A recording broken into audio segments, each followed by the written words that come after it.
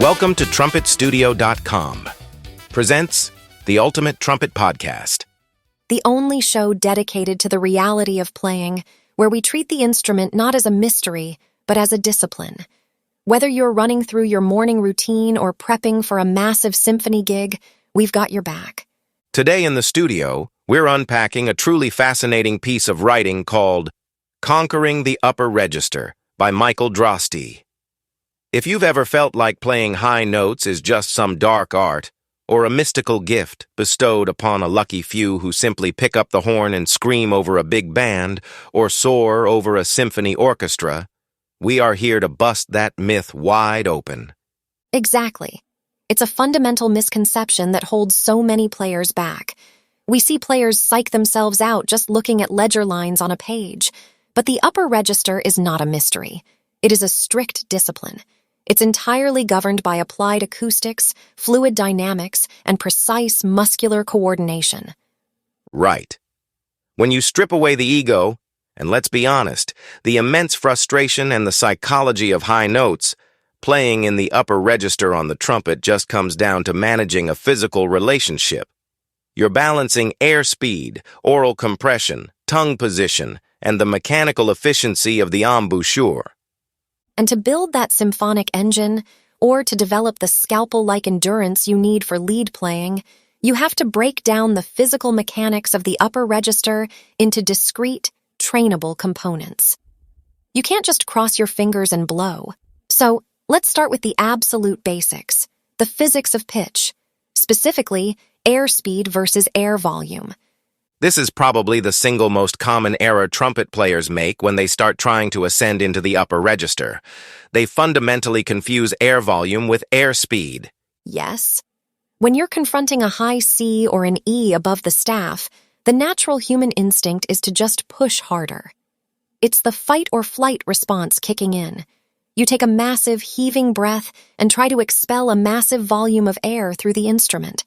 But that approach inevitably fails, and usually in a spectacular, physically exhausting fashion. It really does. Pushing a massive volume of air into the horn does not raise the pitch. It merely makes the note louder, blows the embouchure apart, and quickly exhausts the player. Pitch is determined by frequency. How fast the lips vibrate. To make the lips vibrate faster, the air traveling past them must be moving at a higher velocity. It's that simple. Think of a garden hose. If you want the water to shoot further across the yard, you don't run over and turn the spigot to release more water. That's just increasing the volume. Instead, you place your thumb over the nozzle. By narrowing the aperture, you drastically increase the speed of the water. That's velocity. The trumpet functions on that exact same fluid dynamics principle. Proper air support for the upper register relies on a steady, pressurized, and highly compressed column of air moving at maximum velocity. The breath should be taken deep into the lower lungs. We're talking about expanding the intercostal muscles around the ribs and deeply engaging the abdominal core, almost like a wedge. But it's crucial to understand that the core does not shove or kick the air out violently. That causes a shock to the system and makes the neck tense up. Instead, it provides a firm, unyielding foundation. It continuously drives the air column upward, maintaining consistent pressure against the resistance of the tongue and the embouchure. The air has to be active, spinning, and intensely focused. Which brings us perfectly to our next component, the channel. If the abdominal core is the engine pushing the air, the tongue is the transmission dictating its speed. Tongue position is the most critical and honestly the most misunderstood component of upper register technique. It is the anatomical equivalent of the thumb on that garden hose we just talked about. Without it, you are relying entirely on lip tension, which is a recipe for disaster. When playing in the lower and middle registers, the tongue rests relatively flat in the mouth, roughly simulating the vowel shape ah or o. This creates a large oral cavity, allowing a slower, broader column of air to pass through. That gives you a dark, resonant, and slower vibration at the lips. It's perfect for a low C. Right, but as you ascend the scale, that oral cavity must systematically become smaller to accelerate the air column.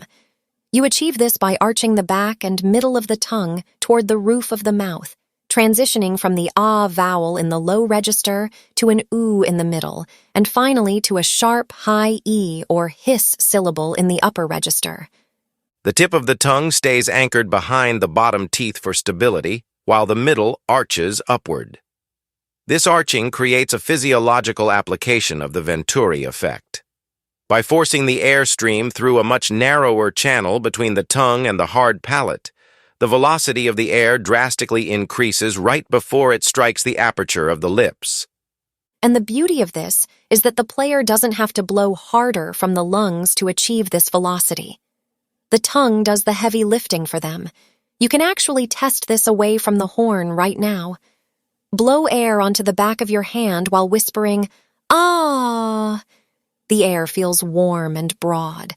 Now, without changing the amount of air you are blowing from your lungs, hiss like a snake or say, "Ee." The air hitting your hand instantly feels cooler, faster, and highly focused. That cold, fast air is the premium fuel required for the upper register. So we have the fast air sorted out.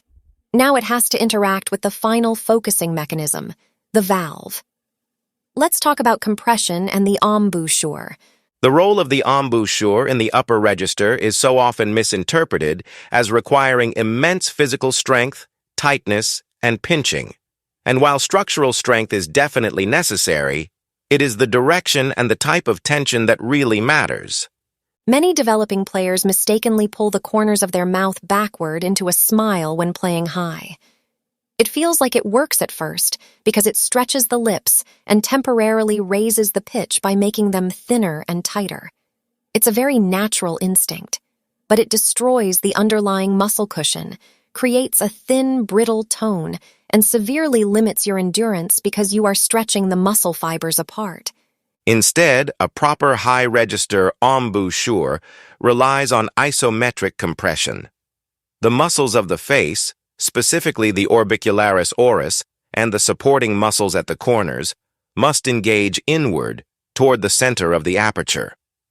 Think of a drawstring bag being pulled shut, or the firm, puckered feeling of pronouncing the letter M. The corners of the mouth remain locked firmly in place, pressing inward against the teeth. This is to resist the tremendous air pressure coming from the lungs and the accelerated air from the tongue. By pushing the corners inward, you create a thick, fleshy cushion in the center of the lips. That cushion serves two incredibly vital purposes. First, it protects the delicate lip tissue from the pressure of the mouthpiece rim. Second, it allows the aperture, the very center where the air escapes, to remain incredibly small and focused without becoming paralyzed. Exactly. The center of the embouchure must remain supple enough to vibrate at those extremely high frequencies. If the entire embouchure is rigidly tight, it will choke off the sound completely and you get that pinched, squeaky sound. The tension belongs strictly in the corners and the surrounding muscular frame. The center must be a focused, freely vibrating membrane. Now we have to address the elephant in the room, the absolute biggest pitfall in trumpet playing, specifically eradicating excessive mouthpiece pressure. The absolute greatest enemy of the upper register. When players fail to utilize proper airspeed, tongue arch, and inward embouchure compression, the only physical alternative left to hit a high note is to pull the horn violently against the face.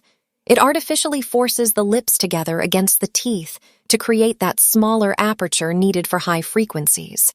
It's a self-destructive trap. Excessive pressure cuts off blood flow to the lips, causing rapid swelling, bruising, and a complete loss of endurance. A swollen embouchure can no longer vibrate efficiently, creating a vicious cycle where you have to use even more pressure just to produce a sound. It's how players blow out their chops in the first set of a gig. Now, zero pressure is a myth. Some pressure is required to maintain an airtight seal between the metal and the flesh, but it must be kept to an absolute minimum. The pressure should be balanced. The right arm holds the trumpet, but the left hand should remain relaxed, allowing the horn to rest easily against the face. If you find your left bicep flexing to pull the horn inward as you ascend a scale, you are relying on mechanical force rather than applied acoustics. To break that habit, you have to learn to trust your tongue and your air. When ascending, rather than pulling the horn inward, consciously project the air outward. Think of aiming the airstream through the back of the bell, letting the tongue arch do the heavy lifting of the pitch change. So how do we actually practice this and lock it in? Understanding the mechanics is only the intellectual half of the battle. The physical body has to be trained through rigorous daily discipline to build that muscle memory.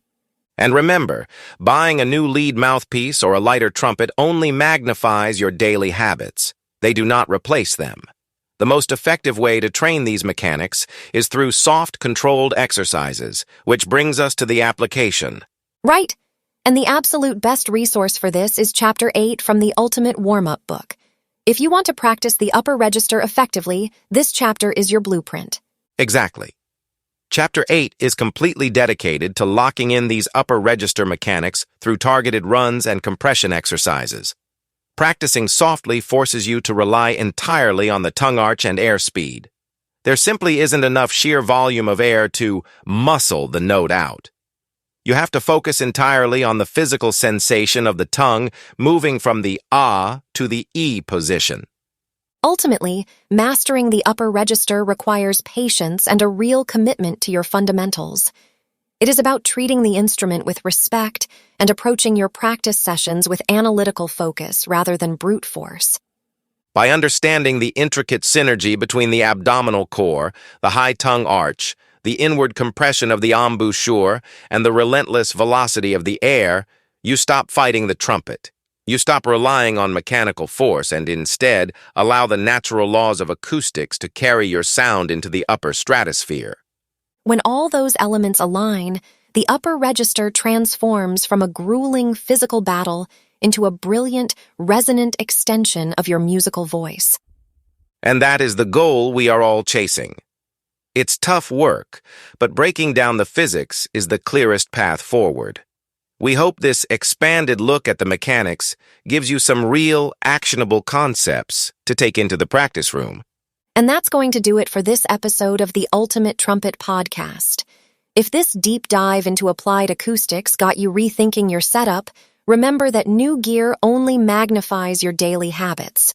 To really build that symphonic engine or lead scalpel endurance, you need the right fundamentals.